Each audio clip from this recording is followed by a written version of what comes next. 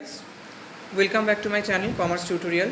So today I am going to talk about one important method of teaching, that is inductive method of teaching. What is inductive method of teaching? Inductive method of teaching क्या है? ये inductive method of teaching, the main essence of inductive method of teaching is specific to general. Okay, we have to draw a conclusion from some specific characters, from a specific examples.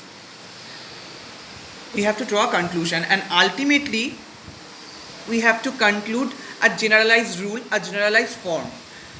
हमें कुछ characteristics, कुछ examples को लेके उसको observe करके हमें उसके basis पे एक जनरलाइजेशन रूल ड्रॉ करना है.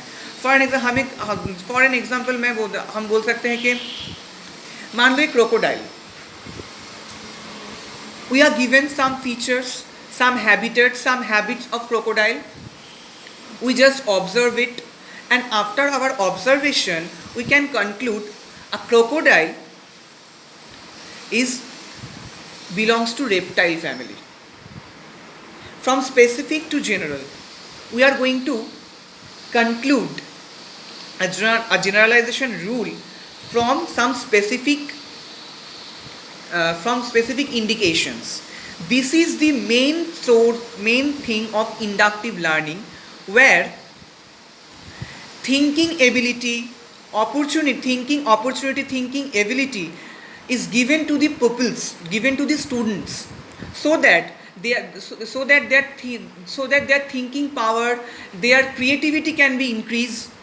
They can participate themselves in the learning process, in the teaching learning process. It is the best way for teaching learning process, and it also foster the development of a students के development ये बहुत से help करती हैं ये inductive method of learning.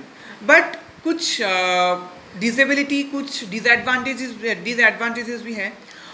जो एकदम nursery pray level के जो स्टूडेंट्स हैं, जो बच्चे हैं, उनको तो सिखाना ही पड़ेगा, उनको बोल देना पड़ेगा, उनको सब डिटेल्स में सिखाना पड़ेगा. उन लोगों के लिए ये इंडक्टिव मेथड ऑफ लर्निंग उतना ज़्यादा एप्लीकेबल नहीं है. उसके लिए एक अलग से मेथड ऑफ लर्निंग अवेलेबल है, उसे डिडक्टिव लर्निंग कहते हैं. बट बेसिकली ये जो लर्निंग प्रोसीड्योर है, ये basically high school, colleges, PhD, post doctoral students, इनके लिए ही ज़्यादा एप्लीकेबल है. Basically school and college level के स्टूडेंट्स के लिए, क्योंकि ताकि उनके जो ब्रेन स्टॉर्मिंग है, उनकी थिंकिंग एबिलिटी इंक्रीज कर सके. इसीलिए यहाँ पे स्टूडेंट्स को खुद को ऑब्जर्व करके, through based on some examples, some information given to them, some specific information, इसको ऑब्जर्व करके उनको कुछ जनरलाइज रूल में आना होता है. उनको जनरलाइज फॉर्म में उसको बोलना पड़ता है कि अल्टीमेट ये क्या हुआ. एक तो अच्छी बात है ये स्पून फीडिंग लर्निंग मेथड नहीं है. और आप सभी जानते हैं नेशनल एजुकेशन पॉलिसी भी आ चुकी है. यहाँ पे ऐसे कॉम्बिनेशन दिया गया है कि students not only rote learning करे, मगअप करे, वो फ्यूचर करियर के ऊपर भी फोकस कर सके थ्रू हीज और हर सब्जेक्ट्स, थ्रू हीज और हर स्टडीज़. सो ये इंडक्टिव लर्निंग भी समहाउ एक्सटेंड वैसा ही है कि स्टूडेंट्स की डेवलपमेंट में ये फोकस करती है कि how to develop a student's thinking ability, their creativity, their knowledge. And the main thing is their capacity to draw some conclusion, to draw a feasible conclusion, so that they can easily improve their self. So this is the main essence of inductive learning. मैं बहुत प्रेसाइजली form में ये बोल रहा हूँ आपको। Books में बहुत सारे अच्छे अच्छे नोट्स आपको मिल जाएंगी, बट समझना, conceptual clarity is very important. And one more thing, net JRF के लिए आपको बुक्स आपको इतना याद करके आप वहाँ पे जाके याद करके लिखेंगे, ये ऐसा एग्जाम टाइप नहीं है, ये एमसीक्यू बेस है। आपको समझना होगा, conceptual clarity is very important.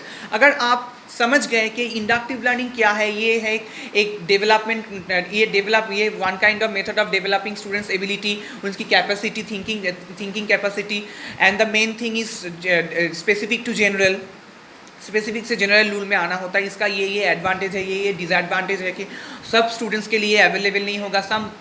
कुछ टाइप में, कुछ केसेस में जो स्पेसिफिक एग्जांपल्स जो दिए गए हैं हमको, अगर वो अगर एडिक्वेट नहीं होगा, वो अगर enough evidence, enough example, enough information नहीं होगा हम लोगों के लिए, तो हम लोगों के लिए जनरलाइजेशन कंक्लूजन और जनरलाइजेशन रूल को कंक्लूड करना बहुत मुश्किल हो जाएगा। तो ये डिसएडवांटेज भी है, क्योंकि अगर एडवांटेज 10 होगा तो 2, 3, 4, 5 तो डिसएडवांटेज तो रहेगा ही। तो ये ही था इंडक्टिव लर्निंग और इंडक्टिव लर्निंग मेथड का एसेंस। ये बहुत प्रिसाइज फॉर्म में है। अगर आपकी कुछ हेल्प हुई हो तो please share this video, like the video, subscribe my channel and press the bell icon to get the notification of upcoming videos. Thank you so much guys. अगर ये क्रैश कोर्स आपको अच्छा लगा होगा, अगर आपको अच्छा लगता है तो आप ये भी हमको कमेंट करके बोल सकते हैं कि और कौन कौन से इंपॉर्टेंट टॉपिक्स हैं नीट जेआरएफ में, जो अगर मैं डिस्कस करूँ तो आपके लिए बहुत अच्छा होगा। तो thank you for watching my video. पढ़ते जाइए, आगे बढ़ते जाइए, keep learning, keep sharing. Thank you so much guys.